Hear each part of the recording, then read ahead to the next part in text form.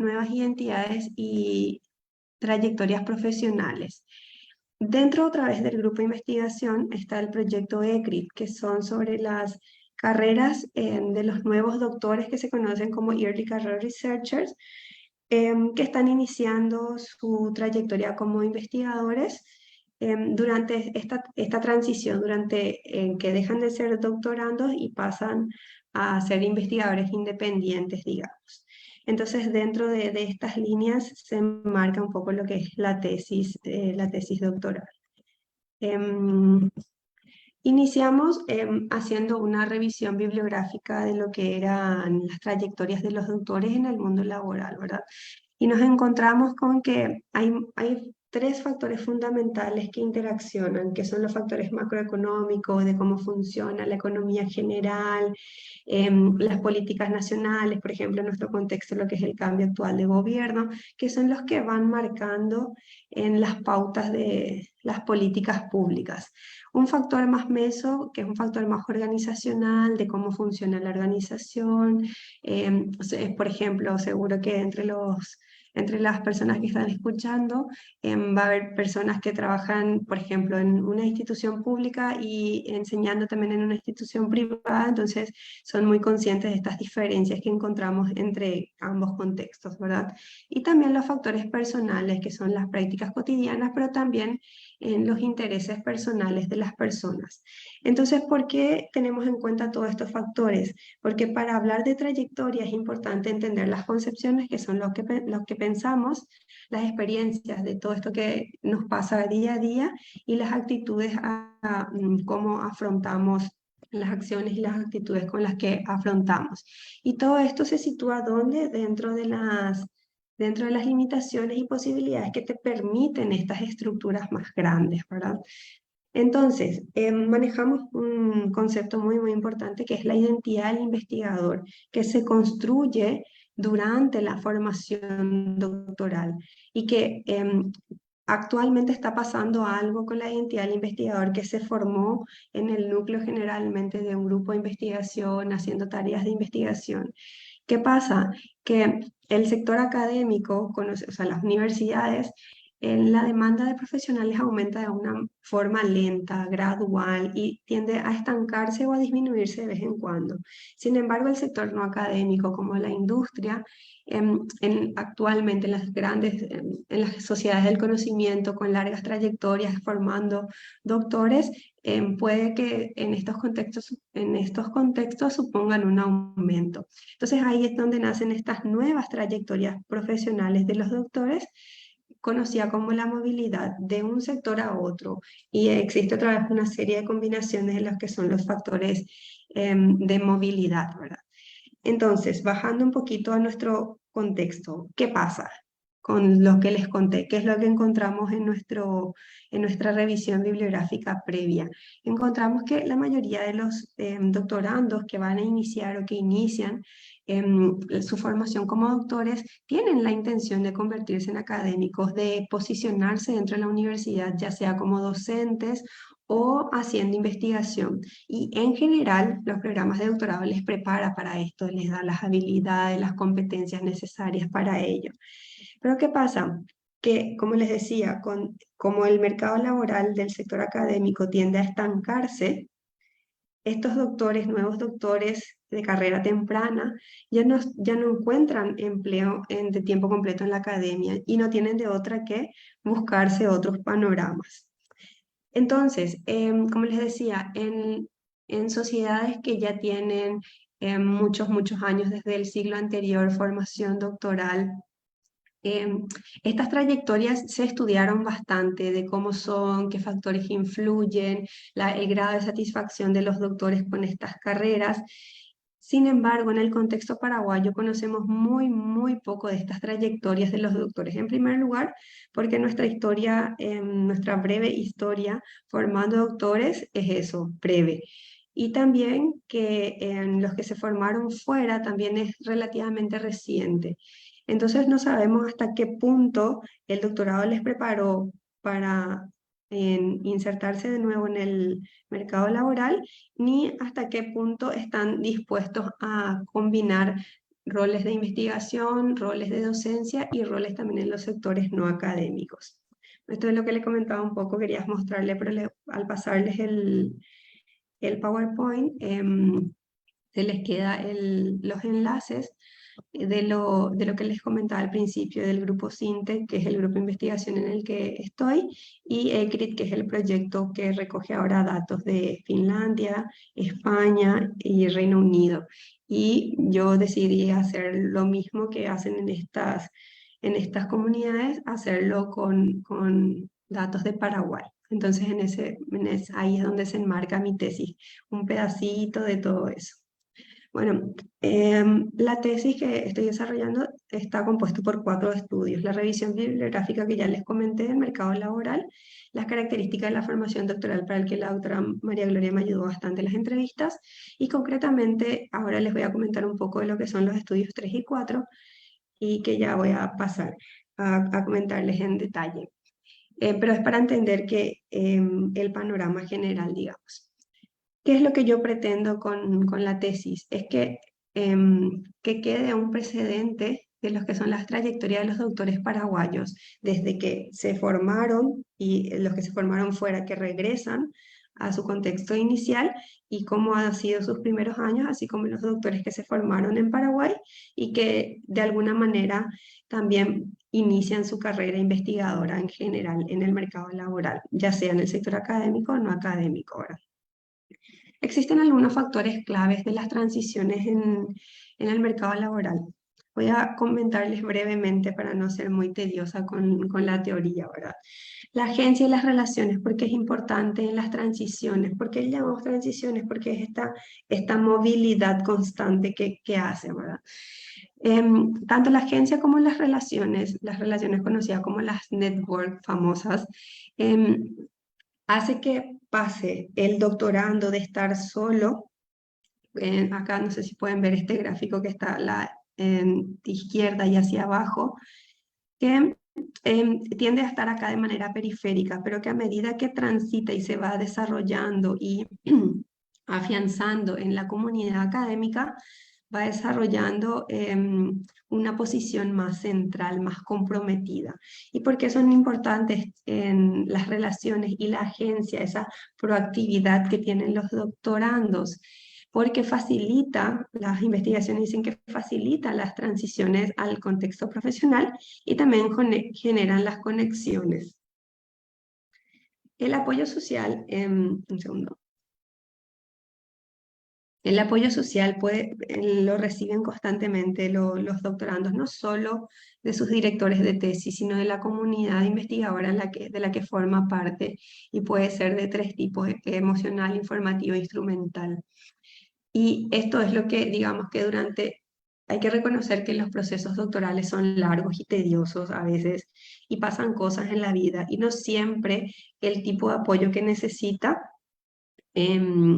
va a ser solamente cómo escribir tu paper, cómo hacer para participar en un congreso, sino hay veces que es también tiempo, trabajo, así como también los factores emocionales. También les quería comentar un poco lo que es el choque cultural y el choque cultural inverso. Esto es muy importante considerar para los doctores que se han formado fuera y que ya pasaron por un choque cultural al salir de su contexto, y una vez que regresan a Paraguay también se encuentran con lo que han caracterizado como reverse cultural shock. No sé si lo digo bien, pero ese choque cultural inverso, de que volvés y te encontrás con una realidad, con una estructura diferente. Para comentarles un poco de los 2 estudios que quería centrar más esta conversación, es acerca de los resultados que ya tengo, ¿verdad? El primer estudio, entrevistamos a 12 doctores egresados de las universidades extranjeras. Les enviamos un cuestionario previo, les entrevistamos y les presentamos una línea de tiempo para ver sus transiciones, que a nosotros nos interesa bastante eso, cómo transitan. Y ya tenemos algunos datos que les voy a ir contando. Y el otro es un estudio cuantitativo que pasamos un cuestionario y que ahora estamos en la fase de los análisis, ¿verdad? Em, en esto sí incluimos ya a los egresados de las universidades paraguayas y de las universidades extranjeras. Otro criterio que tuvimos en cuenta es que estén viviendo en Paraguay. En este caso no incluimos a los doctores que están viviendo fuera, sino la idea de este estudio es caracterizar lo que es la actividad profesional de los doctores, pero en Paraguay.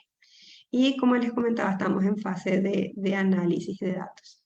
Los resultados del estudio 1 es que en el que le entrevistamos a los 12 doctores, es que surgieron tres perfiles que se afianzan, digamos, o sea, de la mano con lo que dice la literatura. Los perfiles académicos que hacen las tareas prototípicas de docencia, tutoría de tesis, algunos ninguna de las dos cosas, pero están en las universidades, ya sea como directores. Los perfiles no académicos son aquellos que trabajan en las industrias y los perfiles híbridos. Entre los resultados interesantes que encontramos es que, ¿por qué se mueven? ¿Por qué transitan?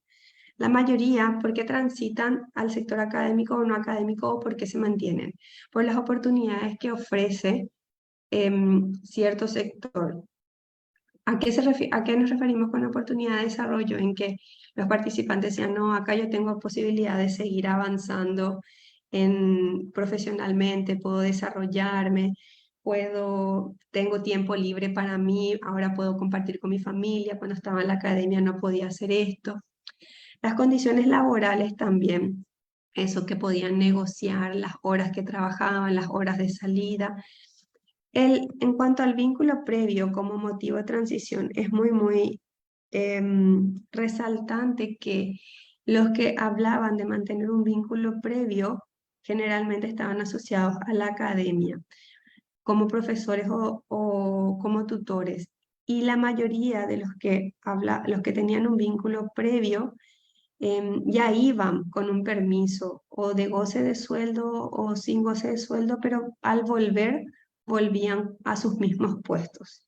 Y el otro motivo de transición es la autonomía que les permitía. Algunos decían que abandonaban el lugar en el que estaban porque estaban todo el tiempo dependiendo de otras personas. Sin embargo, en esto, los que hablaban de autonomía hablaban que podían hacer las cosas a su imagen y semejanza. Otro resultado interesante que tuvimos es que en la mayoría de los doctores decía que no era necesario o no era un requisito tener un título de doctor para acceder al puesto de trabajo en el que estaban. Otro valor agregado del título era el estatus que proveía. Por ejemplo, decía una persona que estaba en una organización no académica, no, yo hablo y todos me escuchan. Y eso no pasaba antes, porque había vuelto a su mismo lugar de trabajo. Eso no pasaba antes. Y en tercer lugar, el papel de las redes en el sentido de que em, el papel de las redes para volver a posicionarse dentro del mercado laboral. Entre las tareas prototípicas que encontramos que hacían los doctores, esto del estudio cualitativo sigo hablando, este dato quizás sea un poco ambiguo, depende del ámbito laboral, que esto en el estudio, en el siguiente, corroboramos en que estamos analizando ahora, pero que depende mucho del sector académico y del vínculo que tenga con la institución. Entonces, este queda un poco así, pero que en el siguiente se profundiza. También encontramos que las tareas de comunicación escrita, diseño de estudios, recogida y análisis de datos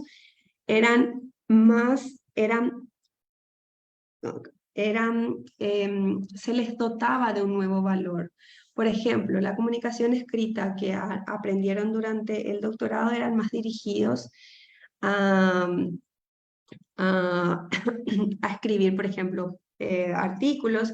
Sin embargo, en el entorno laboral, la comunicación escrita era para otros fines, por ejemplo, para hacer un reporte, incluso para medios de comunicación. Entonces, lo que hacían los doctores era aquello que aprendieron en el doctorado de dotarle de un nuevo valor. Entre las tareas prototípicas, los que eran del sector no académico también describieron bastante su rol como consultores o asesores, incluso que no realizaban tareas de investigación y que se dedicaban a hacer gestiones administrativas. Incluso había algunas personas que eran gerentes, directores comerciales y no se dedicaban a la investigación. Sin embargo, los del perfil académico e híbrido, su principal dedicación era la enseñanza y la supervisión, y eso en paralelo a otras actividades que tenían, como porque la mayoría tenía algún cargo de gestor, de director, de jefe de departamento, entonces combinaban estas actividades. Em, Resaltamos también en nuestros resultados que, ¿se acuerdan de lo que les hablaba de los retos estructurales, organizacionales? La mayoría coincide en todo esto en perfiles académicos y no académicos, que el principal reto a nivel estructural, a nivel estructural, a nivel macro, era la burocracia, tanto para acceder a los puestos de trabajo, para postular y obtener financiación y, por supuesto, el acceso a los datos, ¿verdad? Sin embargo, es importante también resaltar que algunos de los retos eran percibidos como una oportunidad, porque algunas personas em, decían, sí, Paraguay es un país interesante para recibir fondos porque todos los recursos fueron devastados. Entonces eso hace que sea interesante para poder pedir fondos de financiación internacional. Entonces, si bien eran retos, los participantes nuevamente le daban un valor de que era una oportunidad. En cuanto a los retos organizacionales, los de perfil no académico destacaron en especial los problemas de las relaciones y la comunicación. Y esto tenía que ver con que los tiempos en la academia son diferentes. Una persona comentaba, claro, me pidieron que haga un trabajo y yo me pasé 3, 4 días leyendo, como haciendo una revisión bibliográfica para saber qué solución aportar. Y cuando me preguntaron nuevamente cómo iba esa tarea, yo dije que estaba leyendo y claro, eso generó una situación así como ¿qué estabas haciendo? No es de repente lo que se espera del mercado laboral, porque los tiempos son diferentes. En el caso de los perfiles académicos, a nivel organizacional destacaron que existen retos a nivel de infraestructura y espacio físico, a nivel de recursos, básicamente.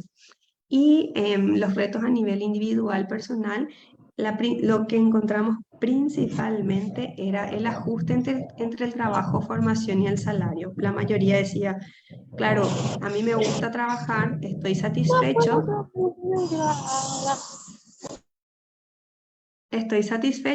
pero no, lo que gano a fin de mes no me sirve para vivir. Entonces tengo que negociar si realmente quiero ser investigador o si me dedico a otra cosa. Bueno, eso como parte del estudio 1 a grandes rasgos. Como parte del estudio 2 que ya es a partir de las encuestas, em, respuestas válidas tenemos 139 y realmente de esto, como todavía nos encontramos en fase de análisis y acá en Barcelona es verano, están de vacaciones, no me puedo encontrar mucho todavía con mi directora, entonces esto está en fase de análisis y solamente tengo algunos descriptivos básicos de los datos del cuestionario que aplicamos. Y básicamente de los doctores que respondieron la encuesta, la mayoría está en la academia, en 106 de 39. Y también otro dato interesante es que el 63% de estos tienen más de un trabajo.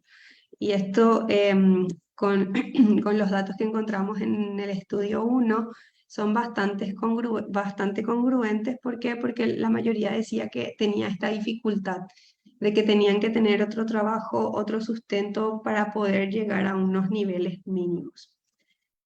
Y Bueno, o sea, muchos datos todavía no tengo del estudio 2. Lo que sí quería centrarme es en en los motivos de las transiciones, de por qué se mueven al sector académico y no académico. Y como les comentaba, uno de los factores más interesantes fue que la mayoría de los que estaban en la academia era porque tenían un vínculo previo y mantenían esas posiciones. Sin embargo, también se quejaban de que, no sé si se quejaban, pero comentaban de que tenían dos cosas. Primero, el mismo salario y más responsabilidades, y a la vez también en que llegara a esa posición que tenían antes de ir a estudiar, por ejemplo, en el extranjero, les costó mucho más volver a recuperar esa posición que tenían. Sin embargo, los del sector no académico, los que trabajaban en las industrias, calificaban a la academia como poco atractiva. ¿Por qué? Porque señalaban que el sector industrial o el sector, digamos, profesional les ofrecían muchas más oportunidades de desarrollo que les comentaba que dentro de la academia donde tenían solo una posición de ser profesores y también en situación de precarización. Por ejemplo, lo que nos decía Martín también con el vínculo, referente al vínculo previo, no solo con la academia, sino que esta persona, por ejemplo, dijo que era mejor seguir en la parte privada, porque si es que uno no hace carrera dentro del ámbito público, dentro de una institución pública es muy difícil ingresar y que también una vez que ingrese no puede ingresar a un puesto en que no esté acorde.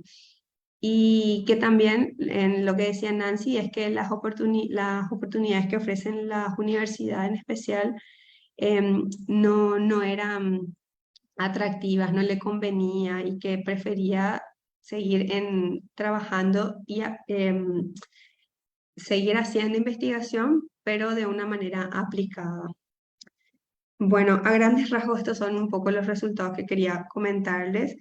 Y bueno, los principales puntos con el que quiero que se queden es que estas relaciones construidas durante la formación de doctorado son centrales en las experiencias posteriores, así como el apoyo social, no solamente de los directores de tesis, sino de todas esas personas que forman parte de la comunidad investigadora.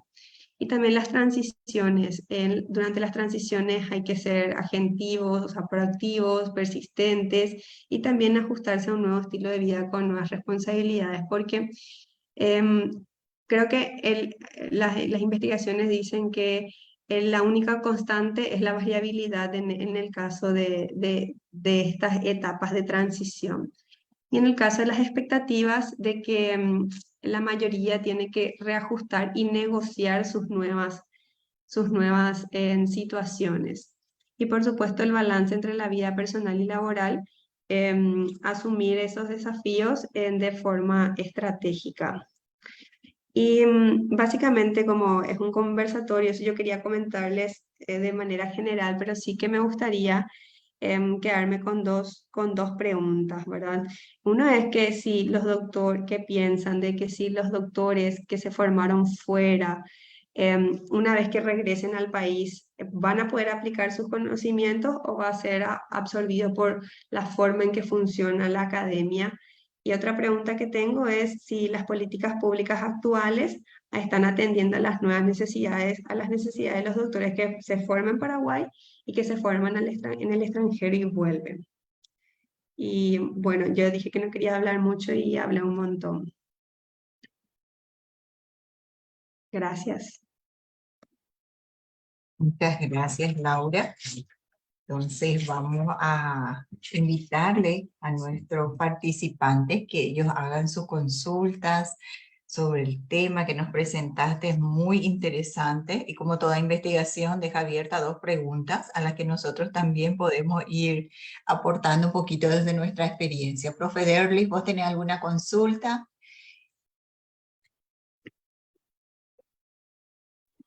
¿Qué tal? No va a prender la cámara ahora, pero gracias por participar, doctora o futura doctora. el ciclo de conversatorio. No, la situación acá en Paraguay es muy precaria para la gente que hace doctorado.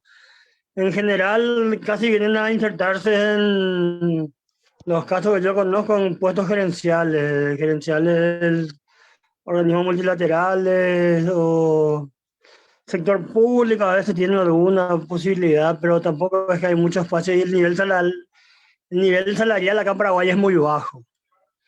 Solamente quizás los bancos o alguna industria, qué sé yo, que va a valorar mucho si hay alguna carrera muy técnica, tipo farmacéutica, algo que mueve mucho dinero, ahí solamente ahí pueden llegar a salarios de 15, 20 millones. Y lo que generalmente pasa es que la profesora va a saber mucho más, ¿verdad? La doctora María Gloria, que se hacen gente de orquesta, ¿verdad? Tienen un trabajo acá, después tienen consultoría acá, allá, se involucran en 5 o 6 proyectos y viven como locos, ¿verdad? Solamente eso para alcanzar lo que debería ser de proveerle un solo empleo, ¿verdad? Un nivel de ingreso de 15 a 20 millones, ¿verdad? Pero por ahora es imposible eso en Paraguay. Y lo que yo calculo, ¿verdad? Que lo que debería hacerse para que los PhD puedan ser aprovechados en Paraguay es mejorar el nivel de la formación de grado y trabajar ya a profundidad en la investigación en el nivel de formación de grado. Solamente así van a poder ser aprovechados la gente que estudia doctorado. Así mismo es, como le decía, un dato que como todavía no empecé a revisar a profundidad, o sea, el análisis de los datos cuantitativos, el primer dato que me llamó la atención es la gente que trabaja en el sector académico no haciendo tareas de investigación, sino haciendo, incluso no haciendo docencia, y también que la mayoría tenía más de un trabajo y que es lo mismo que me habían dicho durante las entrevistas, ¿verdad? Y sí, totalmente de acuerdo, y claro, una anécdota interesante es que uno de los estudios, el que era de la formación doctoral en Paraguay, yo no estaba en mi plan de investigación del primer año, pero a medida que iba avanzando y las entrevistas me abrió el panorama a que era muy diferente la formación doctoral que se estaba recibiendo en Paraguay a que la que se estaba recibiendo en el extranjero. Entonces ahí dije, necesito documentar esto, necesito sistematizar, porque todo lo que me comentás es lo que, digamos, se sabe, es como un secreto a voces, la situación precaria de los doctores, cómo tienen ese choque cultural que les decía, porque claro, la forma de hacer las cosas en estos contextos son diferentes y te vas y te encontrás con otra realidad. Son cosas que se sabe, o sea, que las personas que están dentro manejan. Entonces, la idea con la tesis es documentar, sistematizar esto que está pasando y no decir, sí, así nomás luego es. Y tratar de contrastarlo también con otros contextos, ¿verdad? En el caso, puedo contrastarlo con el contexto de Barcelona, decir, bueno, sí, también pasaron ellos lo mismo que nosotros estamos pasando, pero hace 20 años. Entonces, de poder encontrar ahí un equilibrio. ¿Alguna otra consulta? Stephanie, Aramí, que están participando con nosotros. ¿De qué facultad son, Stephanie? Hola, profe, ¿cómo estás? Hola, doctora María Gloria. Un gusto, bienvenida. Sí, le estamos escuchando súper atentamente acá con mis compañeras. Nos presentamos. La doctora ya nos conoce, pero somos estudiantes de trabajo social de la Facultad de Ciencias Sociales de la UNA. Y realmente yo te felicito, te admiro también, Laura, porque realmente es difícil empezar a documentar eso, porque es algo de lo que se habla a voces. Yo tengo una práctica común con mis amigos, con mis conocidos, con mi círculo, en el que justamente hablamos de cómo los puestos que son prácticos o lo que se vende en Paraguay, en lo que hay plata, es a la gente que se le paga hasta hablando sin necesidad de un título. Y gente que invirtió millones de dinero, de tiempo, de esfuerzos, aún así no consiguen trabajo. y cómo es una realidad así totalmente distinta a la de otros países y cómo acá en Paraguay en los trabajos mismos no te aceptan cuando estás sobrecalificado. Entonces, realmente para mí es un fenómeno del cual se tiene que hablar, se tiene que investigar, se tiene que documentar, porque también en un conversatorio anterior un expositor hablaba de que investigar también es hacer patria. Así que realmente demasiado bueno como siempre estuvo el conversatorio hoy. Eso es lo que yo tengo para decir. Gracias, Stephanie. Sí, realmente, como le decía, es algo que sabemos, pero que se tenía que documentar. Y algo que agregar es que, claro, el tema de la sobrecalificación también es algo que no estamos exentos los que estamos haciendo un doctorado y fuera. El tema de que no se retribuye económicamente el aporte que puedas hacer, sí, son variables que se tienen que tener en cuenta. Y claro, dentro de eso también está lo que les decía, el choque cultural, em, estos factores personales de realmente quiero hacer investigación, quiero hacer patria, quiero ganar dinero, ¿verdad? Y que están constantemente ahí. Por eso que les decía que todos estos factores em, están así todo el tiempo, de qué prima más ahí, lo que me pueden ofrecer o lo que yo quiero hacer y eso. Em, no sé si tienen algún comentario más. Hablando un poquito en el estudio de la primera fase, Laura, ¿nos podrías Sí, comentar de qué áreas eran los encuestados? Vos mencionaste específicamente Martín y Nancy que recogiste sí, sus sí, evaluaciones. ¿De qué sí, área eran? sí. Acá, un segundo, yo les presenté ese. La mayoría eran de, un segundito, aquí tengo. La mayoría eran. Pasa esto, que por ejemplo eran ingenieros agrónomos, pero que se dedicaban a la educación, o eran de la carrera de derecho, pero se dedicaban a lo que era desarrollo social. Entonces, los perfiles eran un poco complejos. Por eso que la forma en que encontramos de categorizar eran por las actividades que hacían. Entonces, para decir de qué carreras son, de repente no era muy interesante abordarlo de esa manera, sino más bien por las actividades a las que se dedicaban. Pero sí que lo que comentaba también Derlis, que aquellos que estaban más satisfechos a nivel de desarrollo, a nivel de balance, eran quienes se dedicaban a la industria. No solo, creo que ninguna era de farmacéutica, pero uno, por ejemplo, estaba en una multinacional, la otra persona estaba en un laboratorio. Entonces, eso, no te podría, no, o sea, sí que puedo decirte el área, pero finalmente a lo que se dedicaban variaba, era un poco diferente a su formación inicial. Excelente, Laura. Es porque tenemos nomás interés, sobre todo sabiendo Ujú, que pudiste captar la información para ujú, caracterizar a los doctores en Paraguay. Entonces, esperamos que compartas con nosotros también esos ujú. resultados. Sabemos que acá en Paraguay, el doctorado que ha tenido por lo menos los últimos 20 años mayor cantidad de egresados ha sido el área de educación. Entonces, Ujú. saber un poquito cómo fue la experiencia que ellos estuvieron pasando, seguramente que creo que vos tenés una cohorte, 5 años de egreso, ¿verdad? O 10 años, ¿verdad? En el caso de las entrevistas eran 5 años y en el caso del cuestionario eran 10. En sí que de educación, o sea, egresado de la carrera de educación no tenía.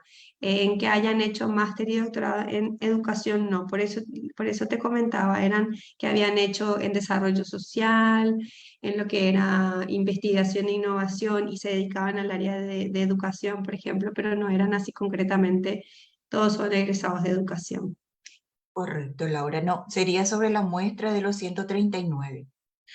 Sí, de ellos te comento que de ellos sí ya tengo su perfil y es que la mayoría son de ciencias sociales. En ciencias sociales es la mayoría, el 36%, y la otra mitad de ciencias médicas y de la salud. 36 y 36%, y en menor medida los que son de tecnología. Eso sí tengo bien identificados. Excelente. Entonces, para saber un poquito las oportunidades que ellos te describieron también en su trayectoria desde el egreso, para poder caracterizar realmente este nivel que ellos alcanzaron.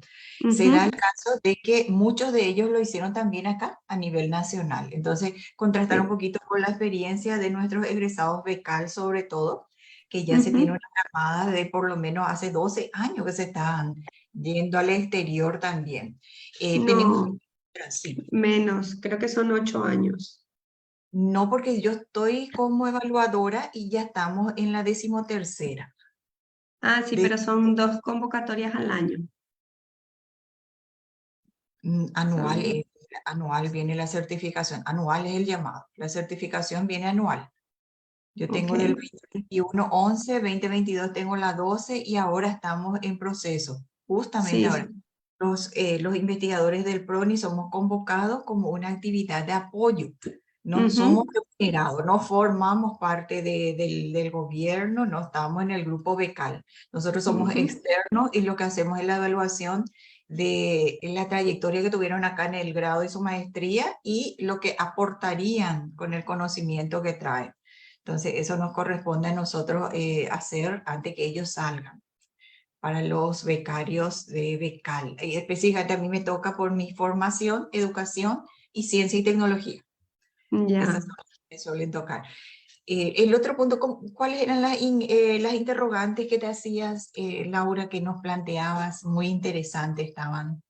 Las preguntas eran de si acerca de la inserción de los doctores que se formaron en el exterior, si podrían aplicar directamente sus conocimientos en las habilidades que aprendieron, o si de alguna manera iban a estar absorbidos por el sistema, en el sentido de que son formas de hacer diferentes las cosas. Y la otra pregunta es si las políticas públicas responden a las necesidades de los nuevos doctores. Algo que comentaba Stephanie es que también, y que quiero acotar, es que la formación doctoral en Paraguay, el perfil del doctorando es muy diferente. ¿Por qué? Porque es un perfil de una persona que trabaja, de una persona que no tiene dedicación completa a la investigación y lo hace realmente porque quiere hacer, porque le gusta hacer, porque le apasiona, y no porque tiene tiempo de hacer. Entonces eso hace también que sea una gran diferencia en relación a las personas que en general se forman fuera porque se dedican exclusivamente a hacer investigación, a formar parte de un grupo de investigación, y en general no tiene otro trabajo más que dedicarse a la investigación. Entonces eso también es una diferencia que hay que tener en cuenta. Excelente, ese es el perfil del doctorando en Paraguay. Realmente hace un sobreesfuerzo y probablemente está ligado a la academia.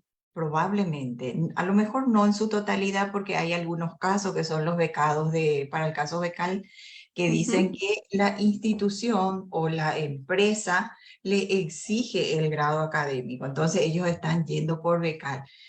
Es ujú. una coincidencia, pero en líneas generales el perfil del doctorando en Paraguay tiene esas características, Laura. Sí, son personas que Sí. trabajan y los cursos que se ofrecen son también ajustados a los tiempos de estas personas, estos estudiantes trabajadores. Eh, Ujú, así es. Respecto a la segunda pregunta que hablábamos de políticas públicas, estamos Ujú, ayer justamente fue la asunción del nuevo gobierno, estamos con mucha expectativa, esperamos que se abran posibilidades, estamos con cambio de autoridades en el Consejo Nacional de Ciencia y Tecnología y que se vayan estableciendo algunas estrategias que puedan atender esta necesidad.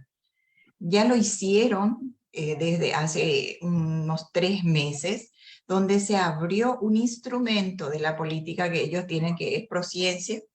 Ellos atienden a aquellos doctores egresados del programa Becal que tengan contacto con alguna universidad y ellos son los que los contratan. El CONACYT le paga a estos doctores para que... Yo no entré en el instrumento, está disponible, es público, es público. Ujú. Sí, sí. Aquí parece que tiene su micrófono abierto. Ahí, entonces, eso nomás te quería comentar. Ya está el instrumento disponible, entonces, para aquello, falta un poquito de difusión tal vez. Falta un poquito de Sí, difusión. Tienen que acercarse al CONACYT, todo es en línea en realidad. Todo es en sí, línea. sí. Cumplir con los requisitos, verificar si son o no elegibles. Y lo que yo tengo entendido es que pide el nexo con una institución donde ellos quieran. Tienen interés, por ejemplo, en tu caso en Nigongaco, de donde vos sos egresada, o alguna pública o alguna universidad de tu interés, de estar colaborando en la academia. Entonces, CONACYT ya destina también sus fondos. Seguramente que no es un monto muy grande, por eso digo, tenemos más expectativas ahora con este nuevo gobierno de que eso pueda ir prosperando. También estamos con las becas de investigación desde CONACYT. Las becas de investigación son ayudas que cubren estadías cortas. Ujú. Son trabajos de investigación de interés de los doctores que están acá en las universidades y van a sus colegas, junto a sus colegas, y ellos hacen entrevista o toman o por observación los trabajos anteriores con el objetivo de captar esa experiencia y transmitirla acá a su regreso. Son estancias cortas, van desde 3 días generalmente hasta un mes. Esa es Así la ayuda, mismo. las ayudas de las políticas públicas que estamos teniendo. Vamos a estar, ahí Laura también, vamos a estar seguramente teniendo otras posibilidades. Profe Derlis, ¿vos querías agregar algo?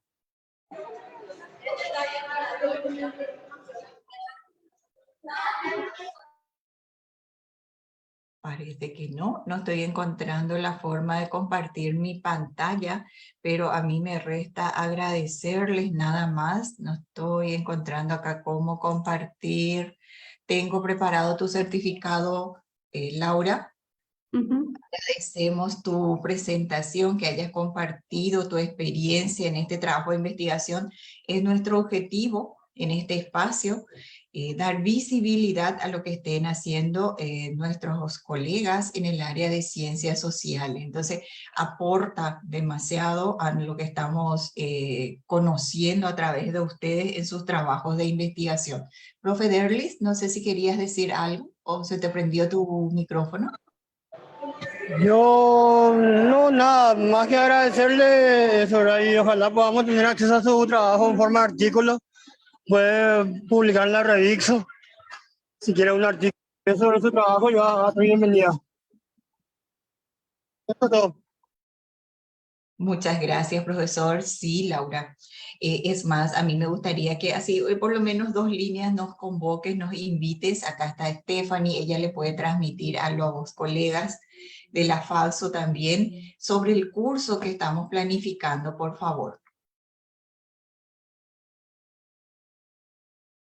Sí, básicamente él es un taller de comunicación oral en el que el objetivo es hacer como una práctica para aquellos que tienen pensado participar, por ejemplo, en un congreso, en un simposio, ya sea a nivel nacional o internacional, en el que preparé como unos talleres que sean súper prácticos, en el que las personas van a poder ir haciendo como un juego de roles, que son los prototípicos dentro de un congreso, ya sea como ponente, como evaluador o como comentarista.